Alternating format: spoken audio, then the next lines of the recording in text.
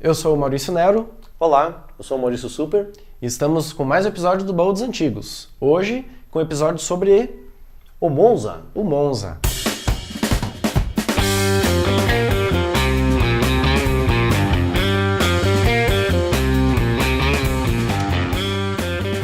Mas por que falar sobre o Monza?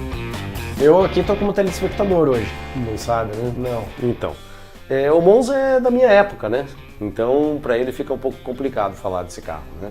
Mas o que nós temos para falar sobre o Monza, principalmente, qual a curiosidade sobre ele? É o primeiro carro mundial. Esta noite em São Paulo, o primeiro carro mundial a ser fabricado no Brasil. Isto é, um modelo que vai ser fabricado em todo o mundo. Com isto, as indústrias esperam reduzir custos e integrar a produção. Para o lançamento do Monza, a General Motors investiu, só no Brasil, 400 milhões de dólares num projeto que levou 4 anos para ser concluído. Então, o Monza, ele surgiu com uma novidade muito grande nessa questão de ser um carro mundial, né? Então, o que acontece? Ele era fabricado em todo o mundo, ao mesmo tempo. E ele tinha um conceito de modernidade que não existia na época ainda. O Monza foi lançado em 1981, já modelo 1982 no Brasil. Então, o que ele trouxe exatamente de novidade?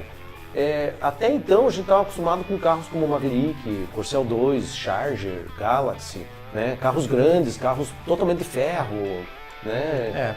Para-choque de ferro, pesados, as famosas banheiras, né? Banheirão, fardão, tudo com ão.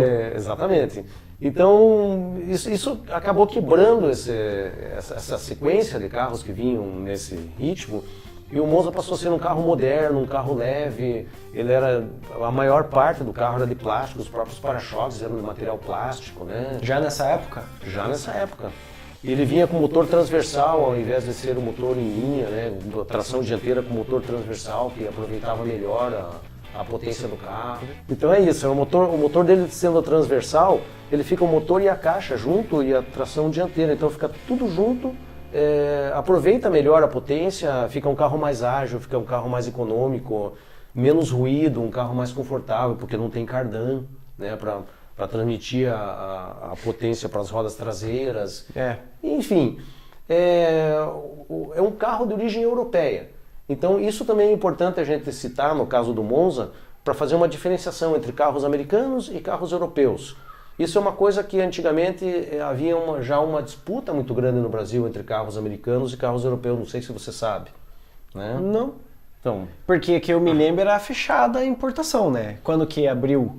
Exatamente, a importação era fechada, mas acontece que as fábricas que tinham aqui no Brasil, já quando começou na década de 60, eram todas multinacionais, né? Uhum. Então, havia uma certa rivalidade até entre as fábricas de origem americana e as fábricas de origem europeia. Quais que eram essas fábricas? Por exemplo, a Ford. Uhum. A Ford tinha o Maverick, né? Tinha o Corcel 2. Esses carros eram carros de origem americana. O Galaxy, carro de origem americana. Já a Volkswagen era alemã.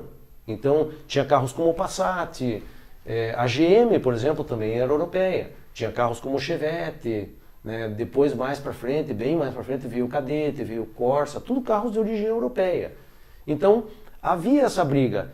E no final, né, na década de 80, com o lançamento do Monza, a gente viu que a Europa acabou ganhando esse mercado do Brasil.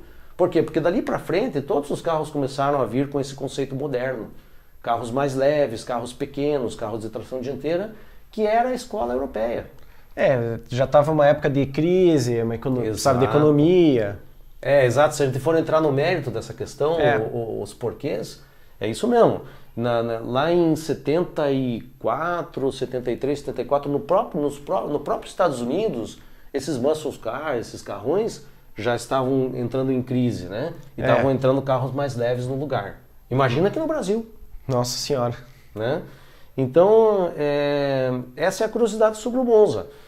E para a gente ver como que terminou essa história, a gente sabe que chegou lá a década de 90, com a era Collor. O Collor liberou a importação, que é o que você acabou de falar agora atrás, né?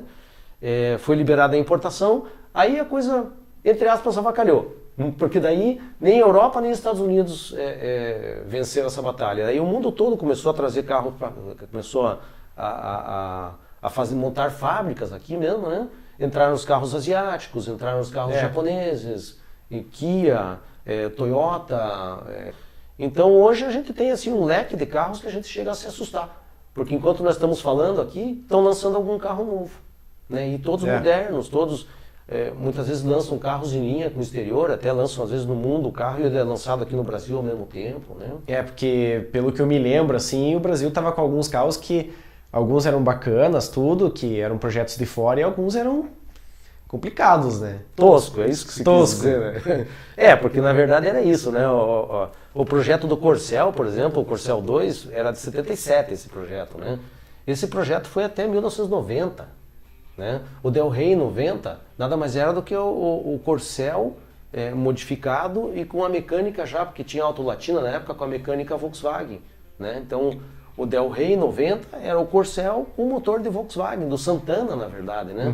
2.0. Entre aspas, era um projeto muito antiquado, né? E assim tinha outros, como o próprio Santana, que era um projeto bastante antigo, né? Quando o Collor assumiu, tinha carros muito antigos, né? O Collor foi impedido em 92, mas isso ficou na história como um marco para ele, de que ele conseguiu modernizar os carros do Brasil. É polêmico, mas... não foi os carros brasileiros, né? Não foram os brasileiros, exatamente.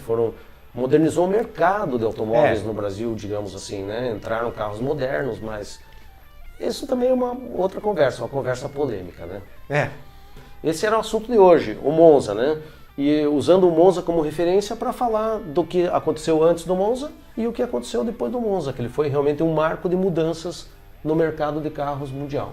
E as propagandas do Monza? Tinham propagandas também toscas que nem algumas brasileiras? Esse pode ser um novo episódio, mas na época já começou a melhorar um pouquinho o nível das propagandas, já tinham umas propagandas um pouco mais decentes, né? Porque a gente pode até falar de propagandas num desses episódios, que tem propagandas lindas. Vamos fazer ainda um top 5, um top 10 sobre propagandas antigas. As melhores. Exatamente. As melhores de baixo para cima. Muito bom. Então, o assunto então era esse do Monza hoje, né? Eu agradeço que vocês acompanharam a gente até agora, pela paciência que vocês tiveram. Fique conosco e até o próximo episódio. Não esquece de curtir e compartilhar.